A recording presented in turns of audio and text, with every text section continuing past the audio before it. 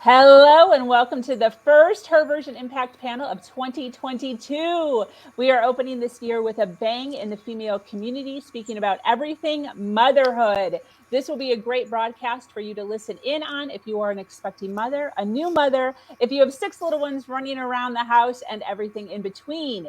If you are a dad, we would love your support also. We have women from all walks of life opening up about the smiles, the challenges, the laughter, and the realism of what motherhood is. I am super excited about this impact panel. Let's jump right in.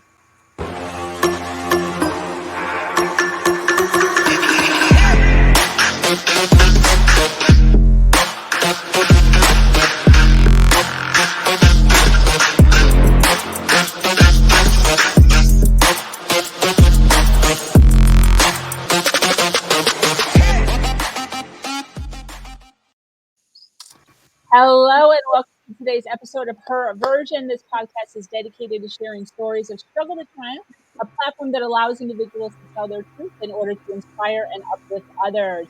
For those of you that are new to this podcast and like hit the subscribe button and follow, like, and share. I am your host, Sabrina Victoria. This will be an interactive forum, and any comments or questions you post will possibly be selected to go on screen for the ladies to engage with you personally. Come with questions, worries, difficulties, and we will help you navigate through it. If you are watching this live or on the hashtag replay, we would appreciate if you share this to your followers so we can expand our reach. Now, the first thing I want to do is I want to introduce our ladies. So we have several women here from all walks of life, and I would like each of you to introduce your name and where you are from, starting with Nicole. Hello, everyone. I am Nicole Gayatri. I am from Costa Rica. Hi, guys. I am Maureen Scanlon, and I am from Mesa, Arizona. Hi, everyone. My name is Rachel Ulster, and I am from sunny South Florida. Good morning. My name is Erica Hall. I am a mother of 6. I've been doing it for 25 years, and I am in Ohio. Hi, everybody. My name is Tori Brame, and I am a mother of a 3.5-year-old. He's my only kid, and I am in Charleston, South Carolina. Is that everybody? Charmin, did you go? Sophia? Good morning, everyone. My name is Sophia. I think I have an echo. You do have an echo. Where are you from, Sophia? I'm living here in New York City. I'm a hashtag boy mom. Yes. Charmin? We can't hear you. I'm Sherman Johnson, mother of 5, and from Bucks County, Pennsylvania. Yes. All right, ladies. Well, thank you so much for joining me this early on a Saturday. I do hear a little bit of reverb, so if you have headphones, you might want to put them in because it might be you. I would love Christine to hand the mic over to Maureen. Okay. Hey, guys. I'm so happy to be here. I feel this synchronicity with all of you, this connection spiritually. It's just nothing happens by accident. And I love that we're all here together. And I love technology that we can feel like we're all sitting in a room holding hands. Kumbaya. I am a life coach. I am a self-worth integrator and an author. And my purpose is to tell everyone how amazing they are and to make them understand that their self-worth gets them the life that they create. So happy to be here. I am going to lighten it up just a little bit with a fun little question. My daughter, who is 29, she just got married in October in Cancun. She told me in her 20s that when she was a child, so I was really busy and I had a spouse that didn't do anything, basically helping with the children. So I was working full-time night shift as a nurse and just busy. So I'm guessing this conversation happened in one of those moments where I was thinking, how am I going to get grocery shopping in and, get their Girl Scout uniforms done and, that major list of stuff we have. And my daughter said she had asked me, in the car, Mom, how do you know you're pretty? And I responded in the absolute worst possible way a mother could do it. And so the point being is, I said, people will tell you. How horrible is that? That is telling her that her self-worth is based on what people do to validate her. Now, of course, being a life coach now, I would, advise anybody else not to say that. And probably the clients that I have had a mom that said that to them. So we're going to say those things. We're going to say things that are, we might not have full attention on our children at the time. We're busy, and we're going to make mistakes in the things that we say. And you hope that they either take it and say, ooh, that wasn't good, or they're going to say, oh, I learned a lot from my mom from this. So my question to everybody is, what is the worst thing you've ever said to your child inadvertently? Of course, it's never intentional, but inadvertently, what did you say that you did not mean to say? Tori. I have a lovely, spunky 3.5-year-old. And when he had just turned 3, I was trying to put on his PJs and he was trying to play.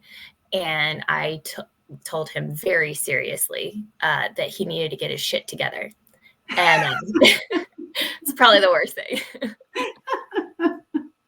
I love it. I love it. It happens. Mom was tired. Mom wanted him in bed for some self-care time, and it just comes out. Anyone else, Nicole? Yeah, I think as you just said, sometimes when we get to that point of like burnout and so tired and we're just so ready for that self-care time, or as you said earlier, when we're so distracted, sometimes these things come out, and we got to just forgive ourselves for it. But I once told my child just go far, far away and find another family, please. And I found him 2 minutes later with a little bag walking out the door. And I was like, what are you doing? And he was like, I'm going to find a new family. And I was like, no, honey, no. I mean, I think he was only like 2.5 at the time. It was the height of 2020. There was a lot going on. We had no support. And I was just like, okay, come back. Let's sit down. And you said it too. It's like after, when we recognize when we've done, I think the important thing is that we sit back down and we have that. We've had the rupture. Now let's repair. Let's have a chat about why I said that, take responsibility, and have that discussion. But gosh, yeah, he took it seriously, and he was packing up to head out with his little sad face on. He wasn't really sure how he was going to find a new family, but he was going to do it. His mom told him to. So breaks your heart. And I think it's really important that moms have these groups where we can share these stories so we can all sort of resonate and go, none of us are perfect. We've all messed up. The teenage years, for those moms who have teenagers, my son, who's now 23 and absolutely perfect, at 13, 14, he was diagnosed with oppositional defiant disorder and ADHD. Every morning, it was an 1.5-hour struggle to get him out of bed. And he would fight me both mentally, verbally, physically. And, I would prepare myself like, oh God, it's morning and here we go. Okay, let me prep myself for the monster that he is in the morning. And so he gets up and I try to sort of gently be like, here, get your breakfast. What do you want? And he was just not having it one morning. And I was in my robe and I was buttering my toast. He got mad, yelled, and I just was like losing it. And he would like to slam the door and kick my gravel in the front yard. And I said, don't slam that door when you walk to the bus stop. And of course, that's silly. He's going to do exactly what is annoying me. He slams the door. He kicks the rocks. And I just lost it, you guys. And I literally was walking down the road with the butter knife in my hand with my robe on, following him to the bus stop like, you're such a punk. Why are you so mean to me? And he's looking at me like, you're crazy and you are embarrassing me. But it's just that moment of, oh, I just can't take your behavior anymore. And I lost it. And, looking back at it, we laugh about those situations. So you can look back and laugh at them. But yeah, Sabrina, do you have anything? Because you have a teenager. So tell me any situation you've had where you've said something or done something that you're not proud of, but it's life. So, unlike every story so far told, I did this more than once. And I actually do have a lot of mom guilt over this. I've never asked my son how he felt about this, but like the way that I'm justifying it is I'm hoping that it created like independence within him. But we live in Florida and the thunderstorms can be very scary down here.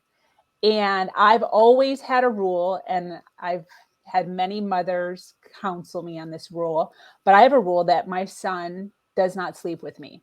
And I know that that's like not normal, but I just I don't like anything or anyone touching me. And I can't, like, I literally can't sleep. So I've always had this rule that my son sleeps in he has his bed and I have my bed. Like, those are the rules of the house. And the thunderstorms have come dozens and dozens of times his whole childhood. And there was probably maybe 10 times over the course of like from the point he could walk until he was maybe 10, where he would come and knock on my door when the thunderstorms were just horrific. And he was upset. He was like upset and like, Mom, help. Like, I'm scared. And instead of me being coddling and like, oh, come stay with me, and the way probably all moms do it, I did the exact opposite. I didn't even open the door once. And I literally yelled to him, go back to bed. Like, screamed it because it was thundering. And in my head, it's just kind of like, I just felt like I'm here. I'm in the same house as you. If anything happens, I will be here. But it's now looking back at it, it just seems so cold and so unloving. And I have like a lot of, I should probably ask him one day if he even remembers, but I justify it by saying like, I needed him to be able to handle his own emotions. And if he's scared, if he's nervous, if he's fearful, he has to be able to overcome that on his own and console himself and figure out his own coping skills.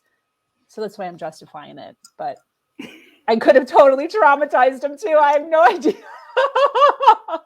We'll give you a half. Oh. Oh. Sophia. Can you all hear me? Because I have these headphones. Okay, cool. So I'm a boy mom. First of all, my name is Sophia. Hi, I am a survivor of betrayal, trauma, and abuse, and I work with women to help them walk in confidence. So boys are loud. They're just loud. And a lot of times, the morning starts off good. And, by the end of the day, everybody's jumping off ceilings and, my stress level was just going like this. So I was trying to think, what have I said? And I don't know if it's what I've said or kind of how I've said it. I've never been a yeller. I was never a yeller. But when my marriage fell apart and I became a single mom, I turned into a yeller. So I get louder because they're loud, and then I get louder, and probably by the end of the evening, I'm just like, shut up, like, be quiet. But I've raised my kids to talk a certain way to one another. So I have a baby that he's not a baby, he just turned 6, and so he'll look at me and, mommy, you just said stupid. Mommy, you just said shut up. And I'm like, oh my God. So I've come to the moments where I'm yelling, so loudly, and I just go to bed. Everybody just go to bed. Get in bed, brush your teeth, go to bed. And then, they go to bed and I'm sitting there on the couch like, oh my God, like, I cannot believe you just, all the mom guilt, you just yelled at them. Like, and I've actually had to go back to them the next morning and say, okay, mommy, sorry, and kind of apologize for the way that I handled the situation. And I'm just like, you know what, that's the best thing that I can do, because they see like I carried myself in a way that I didn't feel, was appropriate for me. And for them to see me to go and apologize, like, we all make mistakes, but it's just important to go back and say, hey, mommy messed up, I don't want to talk to you like that. I don't want you to talk to me like that. I don't want you to talk to your brothers like that, you know? So, but like we all do it. We all do it. We're moms and we all have these situations. And I just want them to see like the reality of life, you know, as a mom, but to remember that you can always go back and talk to the person, like that's okay too. So I just wanted to throw that in there. I love that. It's accountability. You taught them accountability and also your humanness, you know, that mommy is not perfect, you know, and you don't have to be perfect, and that you own when you make a mistake and you come back and just say, hey, we all do this, even mommy who, you know, is the center of their world. So that's a really good lesson. I love that. I think that's important. And to say, my upbringing, my mother told me when I was probably 6 years old, I will never apologize to you.